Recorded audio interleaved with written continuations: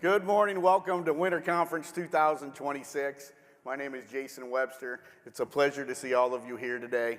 Over the next few minutes, we're going to talk about agronomic data, findings that we learned from our PTI farm, our Precision Technology Institute in Pontiac, Illinois.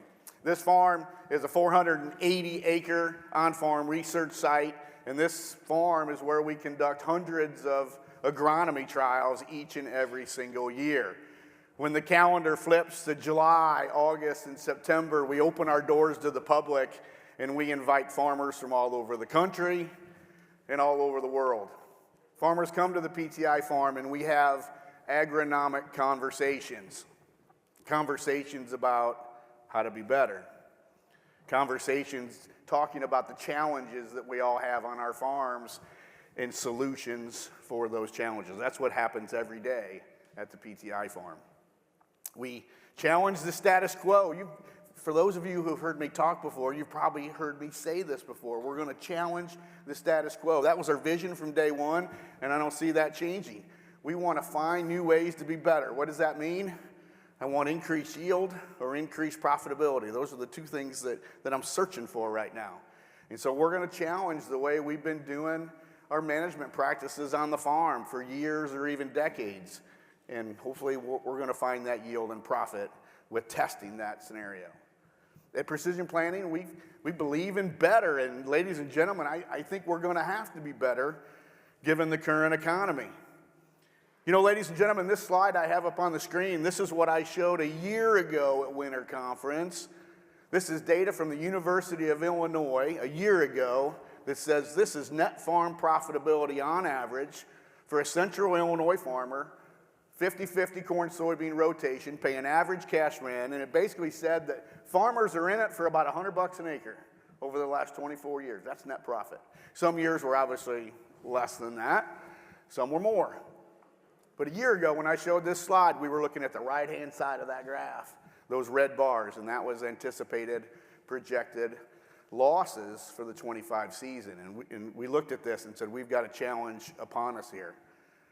Ladies and gentlemen, this is new data from the University of Illinois. I just looked at this last week and said, you know, the challenge is still upon us. You look at that right side of the screen, it's still showing some potential economic losses there.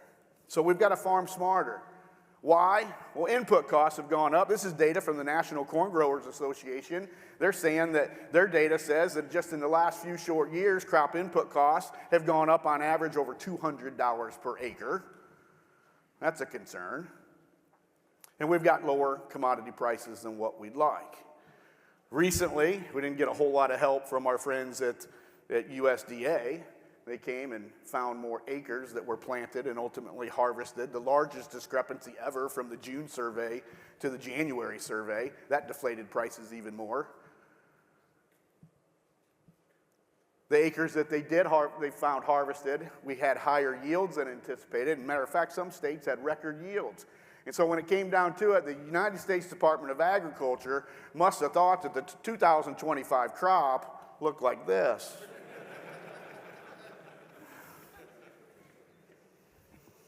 And what we've got going on here is what we call the triple squeeze. I'm a farmer just like you guys. Matter of fact, this year will be my 39th year farming, and I just feel like I'm getting stretched.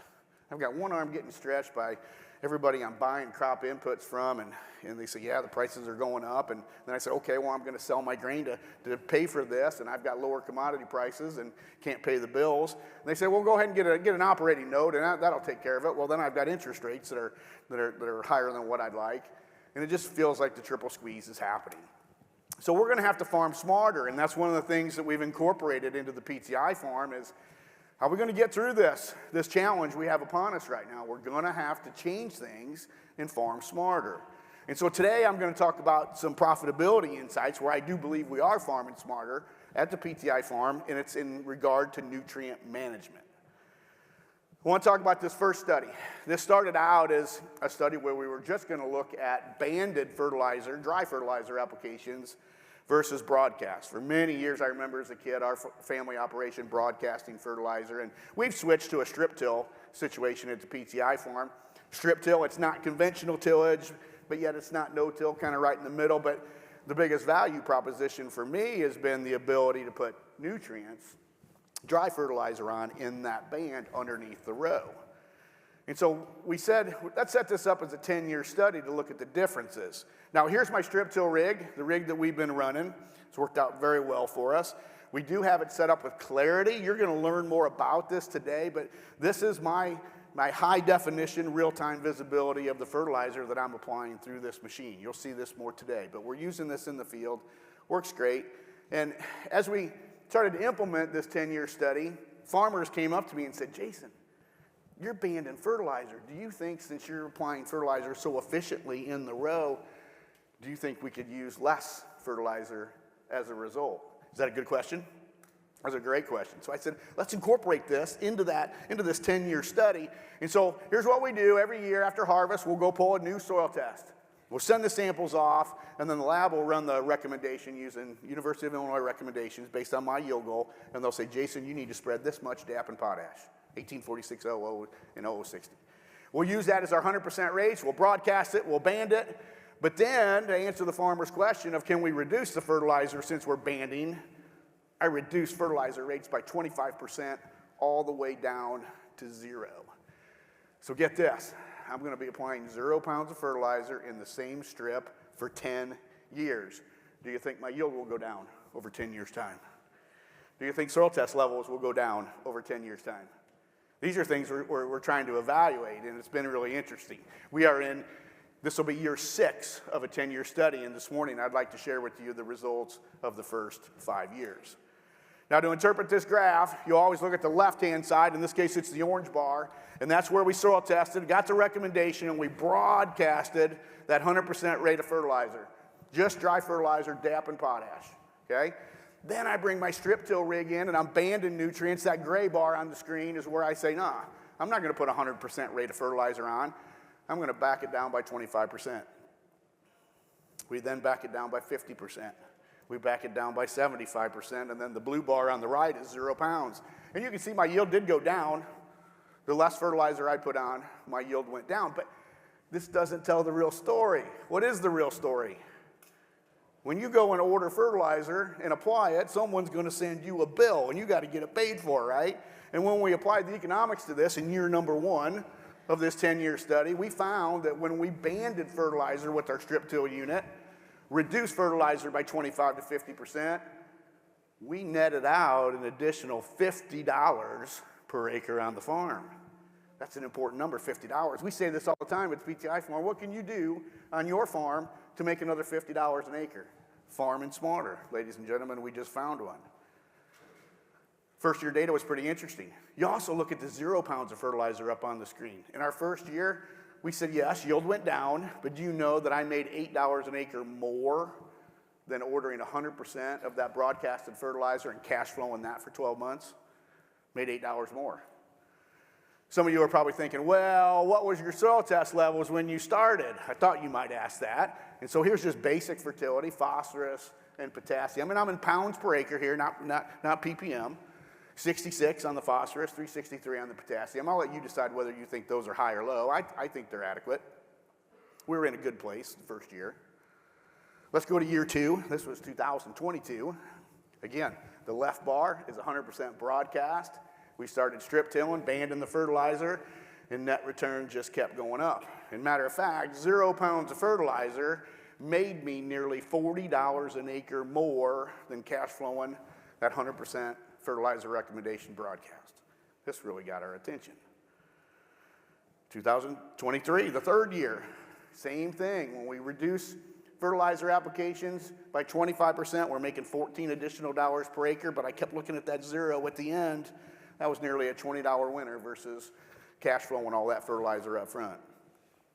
Year number 4, this is where my eyeballs got fairly large and said, you mean to tell me after doing this for 4 years in a row, doing this, which is putting 0 pounds of fertilizer on in the same strip, it made me nearly $66 an acre more than the 100% rate of broadcast fertilizer. Ladies and gentlemen, what in the world is happening here? By the way, do you think my ag retailer likes me?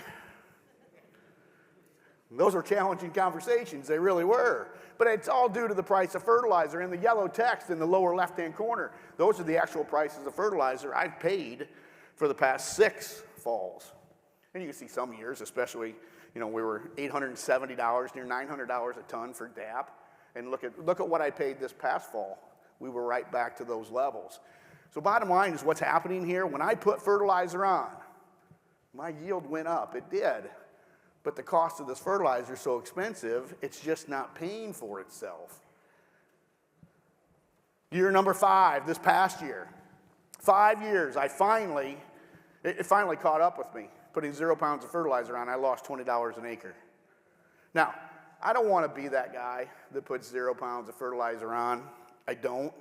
But I mean, I look at the multi-year data here and say, well, yield really didn't fall when I reduced fertilizer rates by 25 and 50%. Matter of fact, you put the dollars to this, that's a $30 winner. And this is my recommendation as an agronomist and a farmer, that I don't want to draw fertilizer, soil test levels down too far. I want to be that guy that's taking my fertilizer in a band, farming smarter, reducing 25 to 50%, and I'm winning here.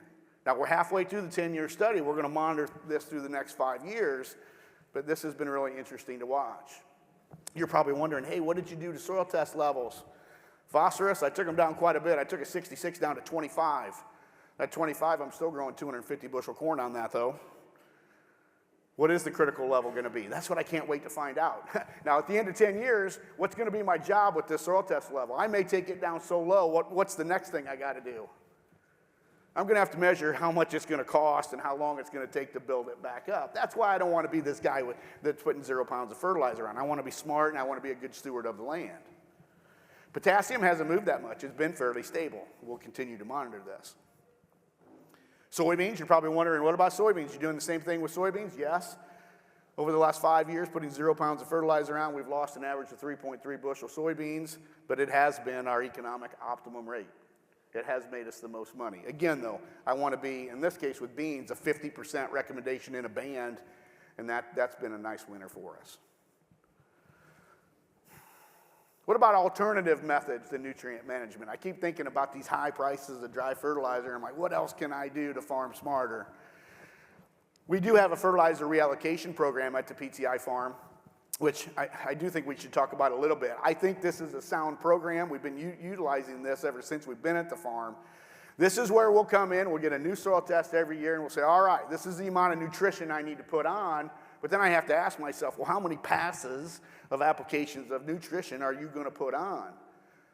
And in my case, I can't just go to my striptill rig and put all the dry fertilizer on, because I know in my operation, I'm going to come in with the planter in the spring, and I'm going to put more nutrition on. I may even come in season to put more on. So my point is this, knowing that I'm going to make other passes, I can't put all the dry fertilizer on in the strip-till rig. If I do that, I'm going to be over-applying nutrients and overspending, and I can't do that in today's economy. So here's what we do. Fertilizer reallocation. We'll simply, for example, take the cost of that liquid program on the planter. Let's just say it's $40 per acre. All I do is take $40 an acre off my dry program in the strip-till rig. I just trade the dollars. One would argue that maybe you ought to trade nutrients, and I realize that, but just for simplicity, to see how this thing works, that's what we're doing with our dollars. And you can trade this out, and so I'm not going to overspend what I originally would have done if I would have put it all on with the strip-till rig. In our portfolio of liquid products on the planter, I think these are exceptional. Coming in on the planter, going to FurrowJet center, putting liquid product on the seed, in between the seed, going to the wings 3/4 of an inch away, then relying on conceal 3 inches away in the gauge wheels, and what we end up with is this. And remember, I've already strip-tilled. I put that first pass of dry fertilizer on underneath that row. That's my first band of application. I've got 3 bands in FurrowJet. That's 2, 3, 4. And then I've got 2 more with conceal, 5 and 6. I've got these multiple bands of fertilizer. As that corn, for example, that corn root grows at a 35-degree angle, that root is finding new placements of fertilizer, and we're just pumping this machine along. This has worked really well for us. Some examples. Here's a high management trial we've been working with Nature's on. The blue bar is our control. It's just DAP and potash. That's it. in our strip till. Then we come in and we put nutrition on the planter, and even in season. Now we're taking 300 bushel corn here. This is irrigated, so it should be high yield. Some farmers will say, Jason, you're already growing 300 bushel corn. Why you need to grow more? You want to know why? Because this program allowed me to push yield another 20 bushel. And is there profit there? Yes, nearly $40 an acre. I need to find as many of these as I can. Here's another program. This is with Corteva and the Nexta program. The irrigated control is just dry fertilizer. We come in with nutrition. We reallocate, come in on the planter, come in season. Look how the yield keeps creeping up. And this is a $50 winner, another $50 winner. Again, this has been really agronomically sound and economically sound as well. Marco fertilizer, I'll go through some of these quickly. This is net dollars here. This is another $35 winner, reallocating, using less dry, coming in on the planter. Rosens, same thing, another $50 winner by doing this. It just seems to be reasonable that this is where we need to stay right now until something proves me otherwise. What about soybeans? I'll go back to Nature's again. This is how it should work. We're growing 88 bushel soybeans in our control with DAP and potash. I reallocate, put liquid on the planter, come in season, and look how now I'm growing 102 bushel soybeans. I still don't think that's a high enough yield on the soybeans. I want to go further, but at least I'm making improvement here versus just a standard dry program. And there's some dollars to be had here. What about other alternative methods? How are we going to fertilize this crop? Is there other ways? Maybe you're a grower kind of like me that says, I feel like I've been bid on this dry fertilizer thing, and I really don't want to pay those high prices. What if I just eliminate dry fertilizer completely and go to all liquid on the planter? This was an agri-liquid trial. We worked with those folks, and we came in with spring dry fertilizer and said, let's put a 100% liquid program on, and it beat it by 7.1 bushel, $10 an acre profits. So that's there if somebody wants to consider it. We're also working with a company for the first time this past year called Interpose Ag, and they have a product called Unicorn Fertilizer. I just love the name of that fertilizer. But it's a heavy product, and you look at the weight of this thing, it's 15.1 pounds per gallon. It is, in fact, heavy. It's a 226-37, and we said, let's take this product in, and let's go to conceal on the planter, and let's use this to totally replace our dry fertilizer and see if this thing works. As a total replacement for dry, look at the gallons per acre we're putting on. Through conceal, this is easy. 7.5, 10 gallon to the acre. This is easy to do with conceal. And the yields were better. And what we found is economic optimum rate was only 7.5 gallon. Again, that is super easy to do on the planter with conceal. So we look forward to continuing this research in the future. What about other alternative options? Is there other ways to fertilize a crop? How about manure? I was doing a meeting in Southern Illinois a few years ago, and there was one of the high yield guys sitting right next to me. And before the meeting started, I elbowed this high yield corn grower, and I said, hey, give me the secret sauce. What are you doing to get this ultra high yield? And he looked at me and he said, it's easy. It's 65 years of chicken litter as I've been putting on my farm.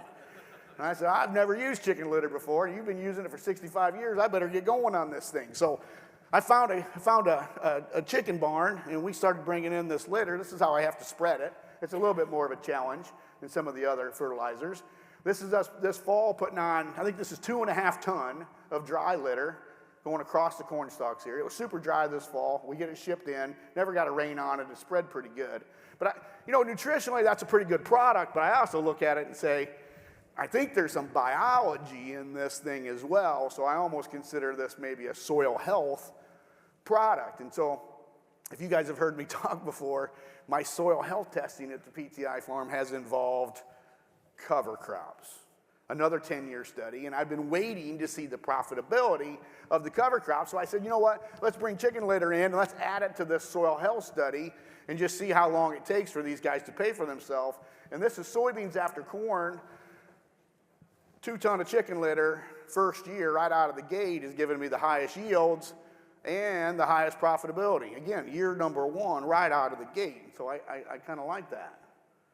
This is corn after corn. Look at this. We're just tickling 300 bushel corn. 2 ton of chicken litter, highest yield. Not a whole lot of profit there, but much higher than some of the other ones that have been in this for multiple years.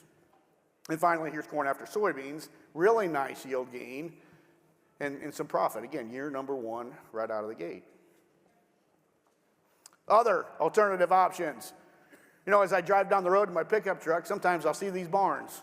And you look inside these barns, and there's a lot of pigs. And I'm like, I wonder if we could bring in hog manure to the farm and maybe replace some of the work we're doing with chicken litter. And we've teamed up with the folks at NutriDrip. And by the way, I don't know how many hog producers are in the crowd today, but this is probably one of the grossest studies I've ever worked on at the PTI farm. I mean, we're going underneath a hog building, and we're pumping the manure out, and we're taking it to the PTI farm. Now, you hog producers out there that spread fertilizer, some of you guys are spreading thousands and thousands and thousands of gallons of this stuff. I can't do that. I'm not set up for it. But what I wanted to do with this swine effluent was get rid of all the dry product. I'll get the videos going on here. Look on the right side of the screen. This manure separator we're working with NutriDrip, it'll take the solids out of this manure. And when I first looked at those solids, I said, that's where all the nutrients are at. And they said, Jason, no, it's not. There's no nutritional value there. It's all in the liquid. So I said, let's get rid of all those solids because it'll make it easier to apply. Let's take the nice, clean, black gold, nutrient-rich fertilizer and go right to the planter. And people said, Jason, you're nuts. You're never going to get that stuff to go through a planter. I said, I'm going to go through FurrowJet. They said, you're going to plug that FurrowJet up. Now, I didn't know how much of a rate to put on a per acre basis. We said, let's walk before we run.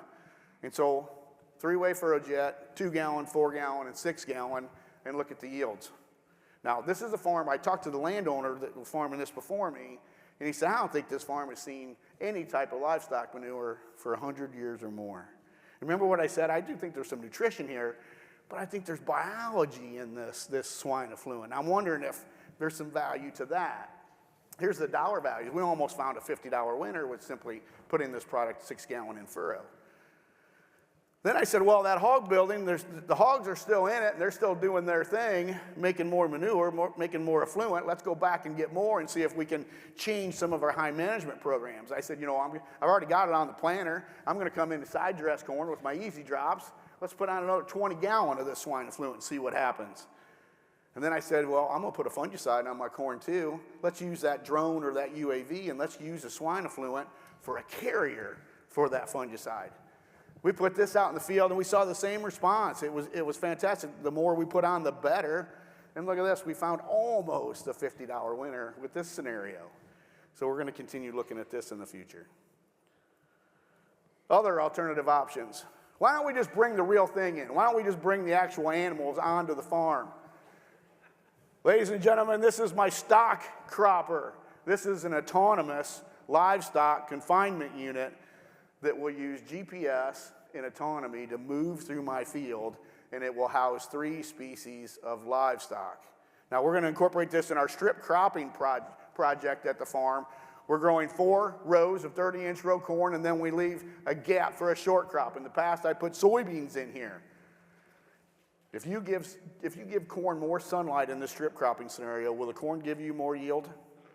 Absolutely it will. We'll talk more about that later on today. But it's very common to get 20, 30, 40 bushel yield increases from doing strip cropping, especially if you plant it east-west. And so we said, well, in the past we've been putting soybeans in here as a short crop. They haven't worked out real well profitability-wise. And I said, I may have just found my problem with my cover crops. Because I plant my cover crops in the fall, the season's over, and I don't know if I got enough time or heat units, growth out of that cover crop to get the value out of it. So I said, we're going to get rid of soybeans, and I'm going to plant cover crops as the short crop next to the corn June 1st. I'm going to let that cover crop take off. Get all that root growth, do all that nutrient sequestration, all the good things the cover crop's supposed to do. And then what about the top growth? It serves as a feed ration. And this StockCropper that holds 3 species of livestock in the front end of it, we put sheep in this thing, and they're designed as lawnmowers. They just eat the cover crop. I don't give them any other food. I give them water. But they just mow that cover crop down. While they're eating the cover crop, what are the sheep giving me? Fertilizer in the form of manure. In the middle of this StockCropper, as it's traveling through the field, we think right now it probably ought to move about 12 inches every hour by itself next to that corn. In the middle of that, in that red box, now we bring in the pork chops, the ham, and the bacon.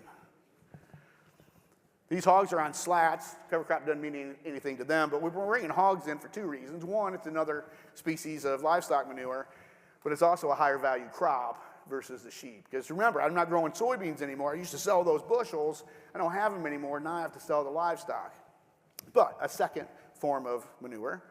And then on the backside of this rig, it's making me a chicken farmer. I really don't want to be a chicken farmer, but these are scavengers. They're putting more fertilizer in.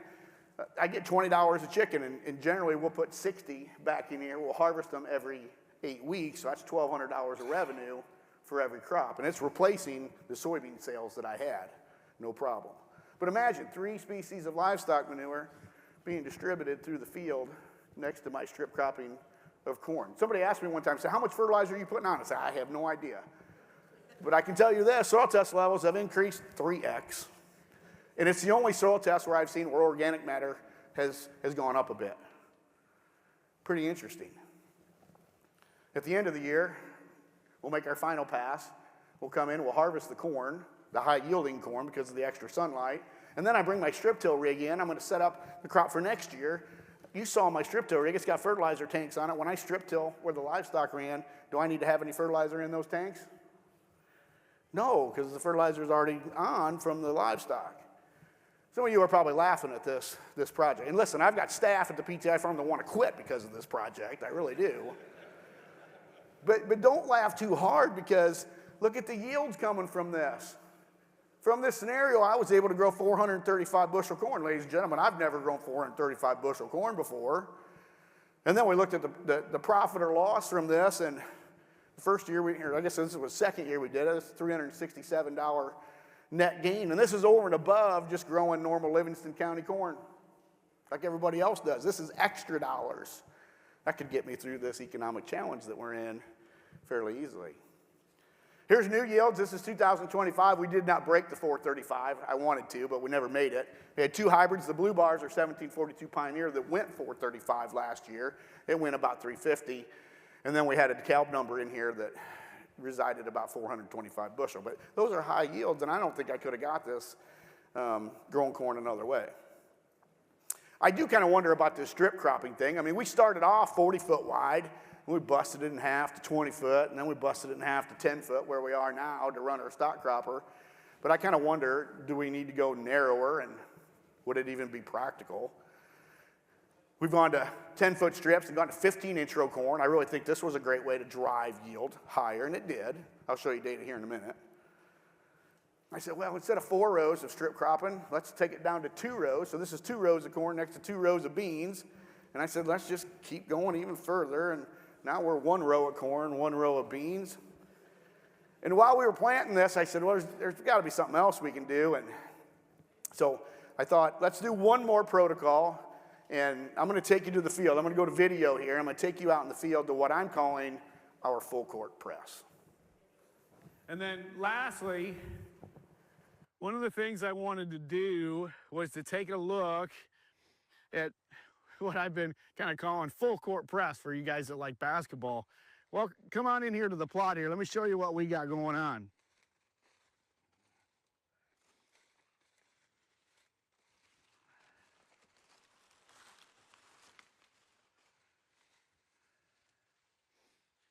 So this is a 1-to-1 ratio, 1 row of corn, 1 row of soybeans, but these are 50 foot in length.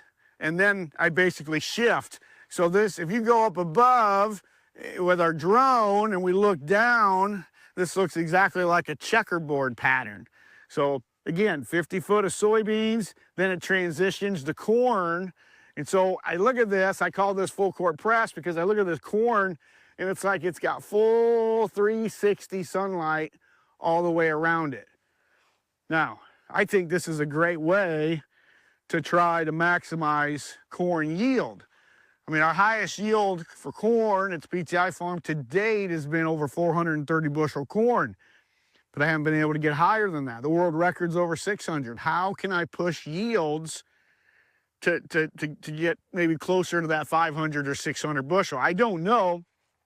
Could this be a way of extra sunlight, manipulating the sunlight interception as a way to increase corn yield? It's one of the things I can't wait to see when the combine runs. You're probably wondering, how are we going to harvest this? I had that same question and that same worry. It's still a concern of mine right now today. as we bring a combine in here, but we're gonna harvest this with a draper head.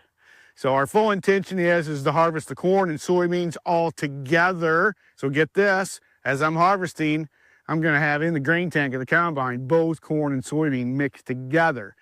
Don't worry, we got a seed sorter. We're gonna be able to sort the seed. I know exactly how many acres of corn I have, and I know exactly how many acres of soybeans that I have. Once I sort the seed, I'll be able to weigh it and calculate yield, and that's where I'm hoping that we have ultra high yield in this scenario. So People have told me in the past, you don't want to harvest corn with a draper head, and you know what? They were right.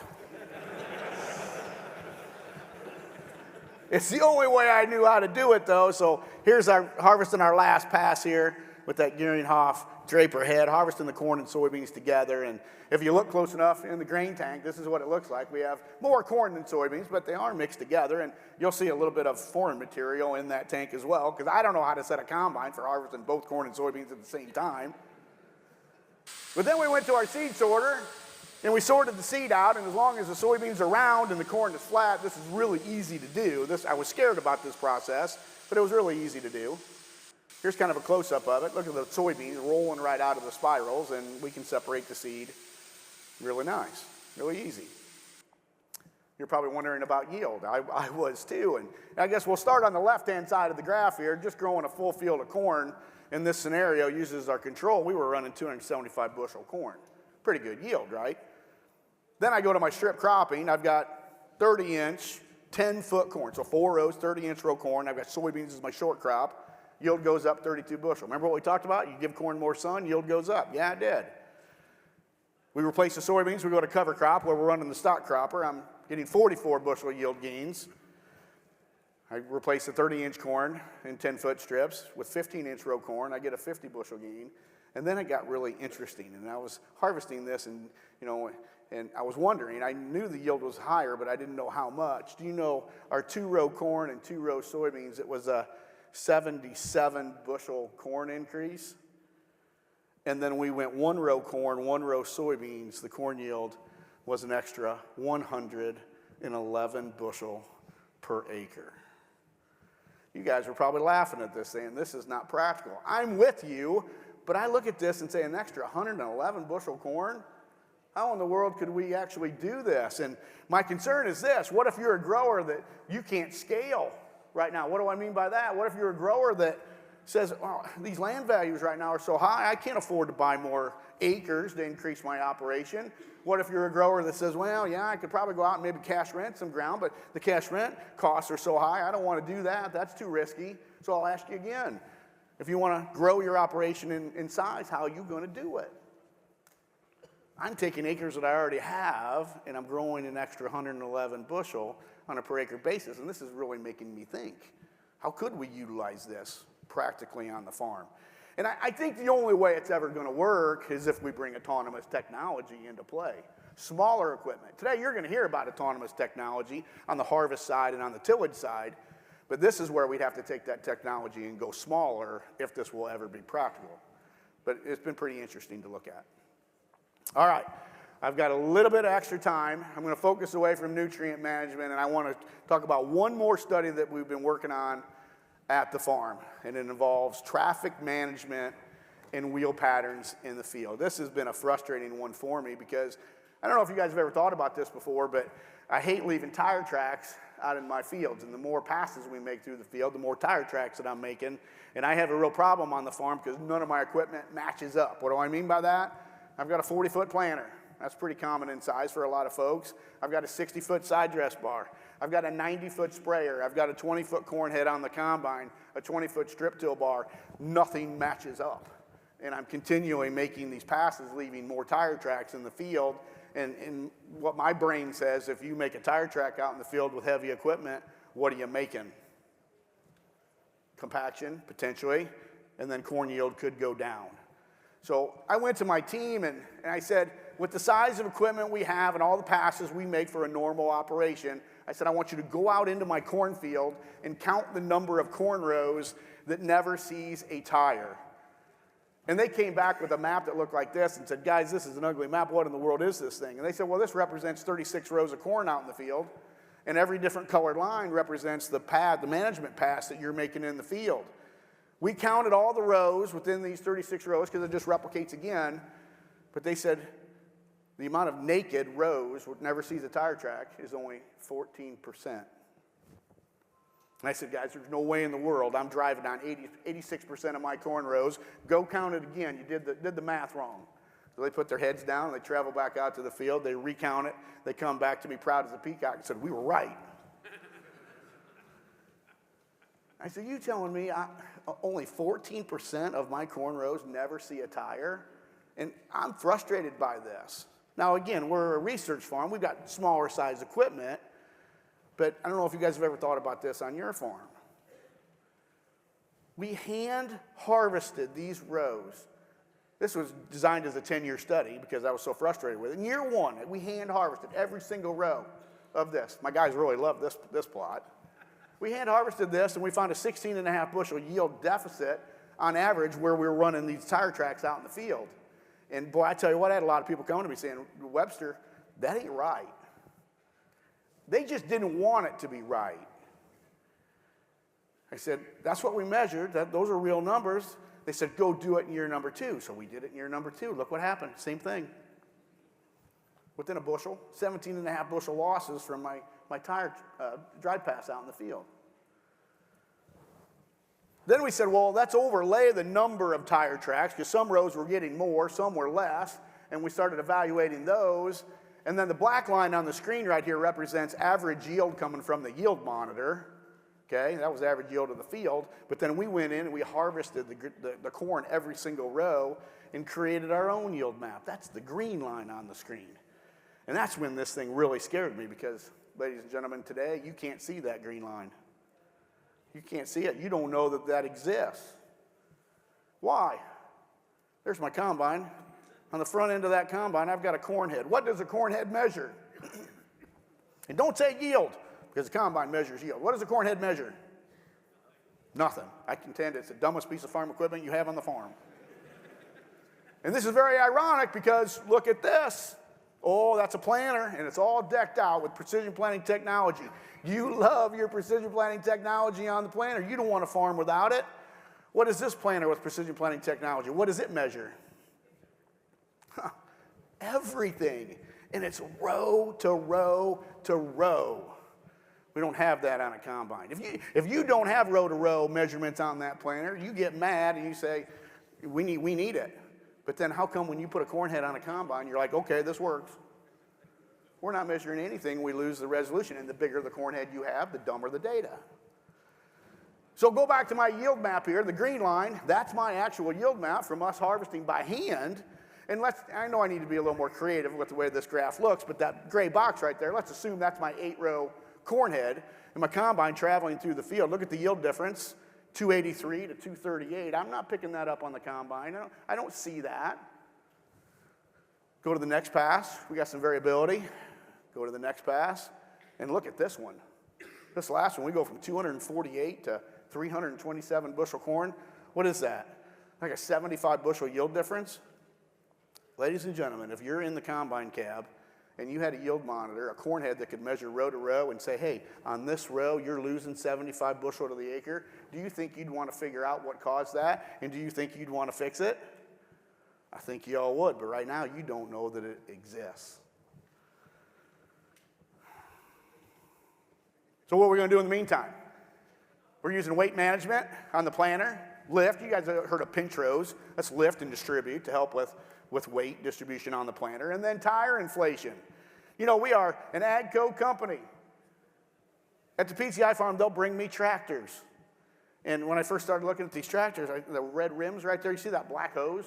I said, I wonder what that thing is. Do you know what that thing is? It's a variable grip tire inflation system where in the cab of that tractor, I can adjust the tire inflation on the tractor.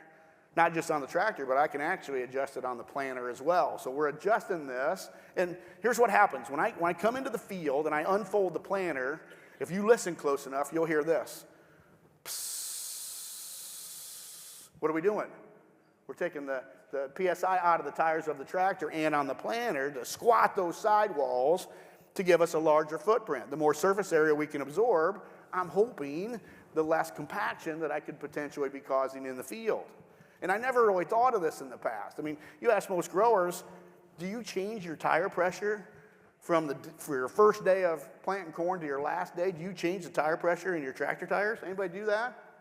Most growers would say, well, only if I get a flat tire. But we're purposely making those sidewalls squat on the tractor and the planter. And then here's kind of how we set it up.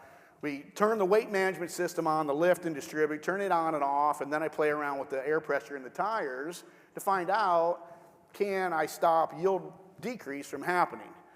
So the best I can do, and the control in this study, is leaving weight management on the planter. So lift where all that weight is underneath the seed and liquid fertilizer, lift and distribute.